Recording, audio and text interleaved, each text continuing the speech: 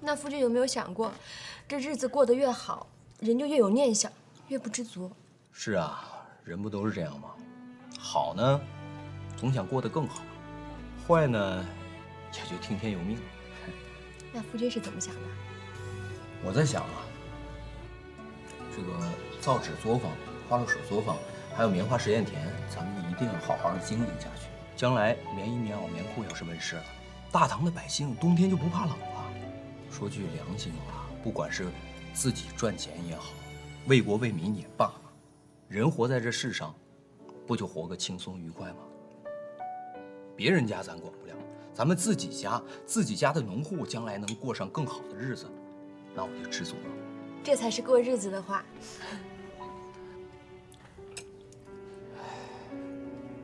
中秋月色，动人心魄啊！来，吃菜吃菜，吃完咱们去赏月啊！哎，吃。看见了没？圆不圆？你圆还是他圆？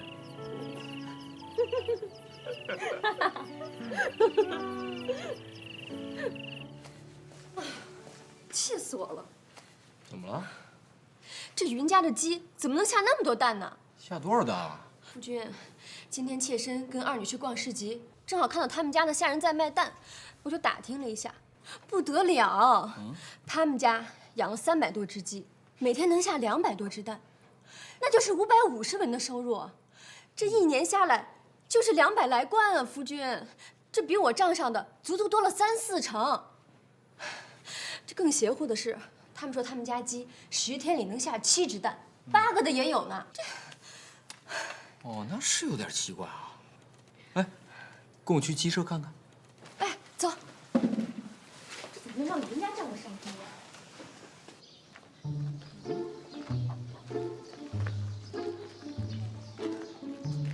奇了怪了，鸡精都没那么大本事。他们家不会真是鸡精吧？别瞎说了，什么鸡精啊？你管它下7个还是下8个的，关键是你要弄清他们家养的是什么品种。还品种呢？全天下的鸡都一个品种。不行，夫君，妾身得去看个究竟，不然这心里慌乱的，晚上都睡不踏实了。好吧，你要是非想去的话，那就去吧。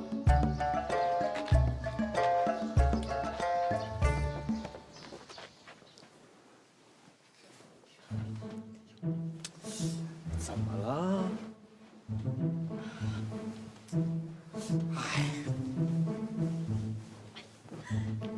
又怎么了？别折腾了，行不行？你不疯，我都要疯了。莫非是云丫头耍诈，故意放假话来折腾妾身的吧？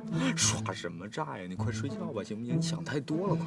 这要真是唬人也就罢了，这要是真的，他可就有了底气，咱想动他就难了。人不就下俩蛋吗？他们家还欠一屁股外债呢，你放心吧，还不清，肯定还不清。不是蛋的事儿，他10天下10个也不怕，怕的是他养鸡的方子，这方子比鸡蛋要值钱。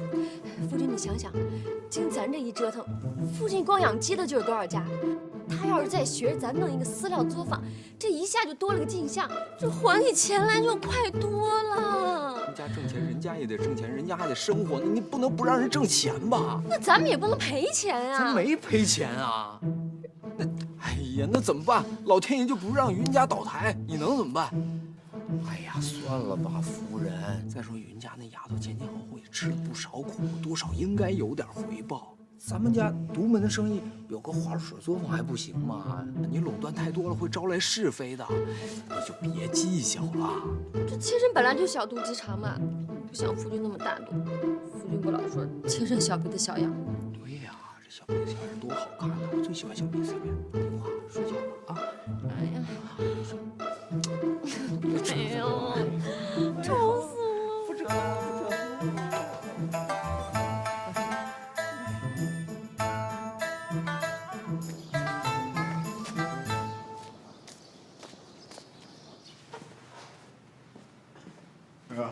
还没睡醒呢，昨天晚上肯定没干好事儿，快醒醒吧，有话跟你说呢。再不醒，我就拿凉水给你擦脸了啊！行了行了，你说吧。醒了那就说正事儿。我今日来呢，是想跟你王家商量个事儿。什么事儿？你们家的花露水可以每年定量一批特供给内府吗？就按市面上的价格，现手清货，绝不拖欠。内府？皇宫内院啊？特供花露水倒是没问题，那些嫔妃倒也经常来订购。只是这种批发的事儿，你还亲自跑来传达，而且不是传达给陈家，是跑来找我，那就肯定有问题呀。你直说吧，怎么个特供法？主要是因为量大，大到有可能会影响你们家作坊正常的市面供货。这万一弄不好，会影响到你们家的生意。那我凭什么要冒这个风险呢？你就全当是为我好了。你要是同意的话，我这就去内府支了货款，1分钱也不欠你王家的。钱？内府的买主不给钱，我敢得罪吗？而且他拿那个东西去哪儿，我敢问吗？但是你有没有想过，你这么做对我有多大影响？又不是要秘方，拉些货而已，你就全当是给我面子了，不行吗？你这跟拿秘方有什么区别吗？你先是强行垄断货源，然后就是强行定制价格。皇上就那么缺钱啊？缺钱可以跟我要啊！你砸我们家门面什么意思啊？缺得厉害，可再缺钱也不能到处去索要啊！这皇上也要讲道理的。好，那你说吧，要多少？1500斤。这第1年会少一些。可也绝对不会少于1000斤。我能问一下，你们要这么多货去哪儿卖吗？你放心，绝对不会在大唐境内出售，不会岔了你们家的生意。钱叔，哎，钱叔，小侯爷，您有何吩咐？到花露水作坊，喊陈老四来。哎，我已经让老四过来了，你自己跟他说吧。国库里没钱。要修桥，要修路，要赈灾，要备战，拿我当冤大头。他怎么不用现钱支付呢？硬要混淆概念，用现银，这明显是抢劫嘛！我就不信他不知道银贱同贵的道理。这一来二回的，我白白损失了40%收益，上哪说理去？你急什么？这钱多少还是有一些的，可关键不是你说的这码事儿。你说的那个道理，多少人能明白啊？你就认为这国库里的钱，皇上说支出就能支出吗？皇上做事儿也要在情在理，也不能有丝毫差池。你别跟我说了，说的我头疼。跟老四说吧。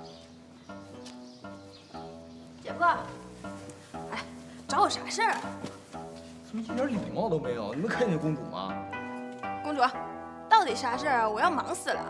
啊，知道你为花露水生意操劳，特意将你招回来。也是情况特殊。啥情况？本宫今天想代表内府跟你陈家谈一宗生意。那感情好，说来听听。行了，你们俩先聊吧，我出去了。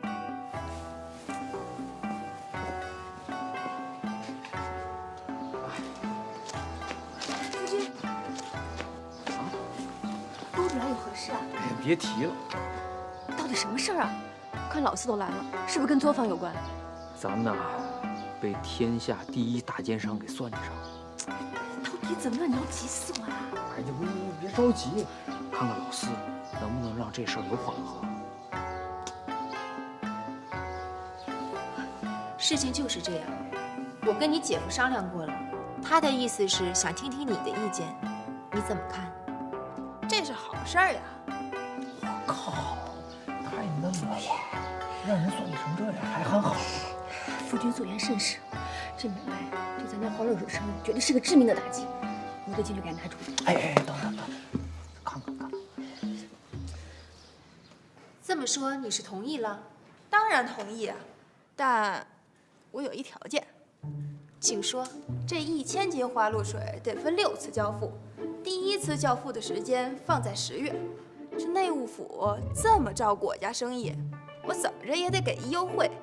头300斤花露水不用支付现银，赊账给皇家，拿去先卖，卖掉再付钱。但是，直说无妨。但是这皇家一旦周转开了，往后再买货必须用现钱，而不是现银。以后交货只能用现钱或者和现钱等价的商品，不提银价。成交。高，实在是高。什么叫噱头？这就叫噱头。哎，你不是打着没钱周转的旗号来硬买我的货吗？那我就给你点，我先让你周转着。等你有钱，你不能再跟我装穷了吧？别说不说，咱们老四做生意真是这样。那是陈家的噱头。公主，我这就回去拟定契约，回头客人也没送到府上去。哎，姐夫，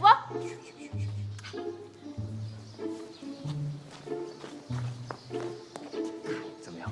想赖账？一旦分成6次交付，咱拿一次货就得清1次钱，看他还怎么赖。这样不但减轻了一次性大量交货所带来的风险，还减轻了咱作坊的压力。这丫头精怪着呢啊！咋样，姐夫，我厉不厉害？太厉害了啊！小祖，你先回作坊去啊。得，行，姐夫留步啊。你快去准备一些茶点。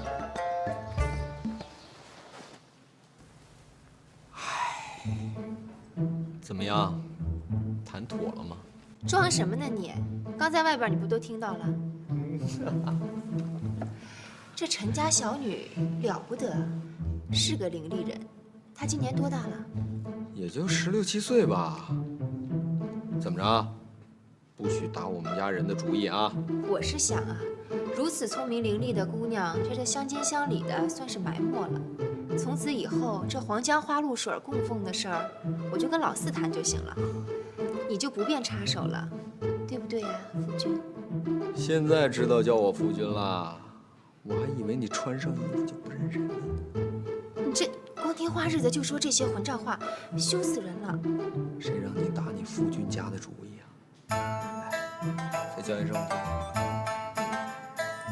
夫君，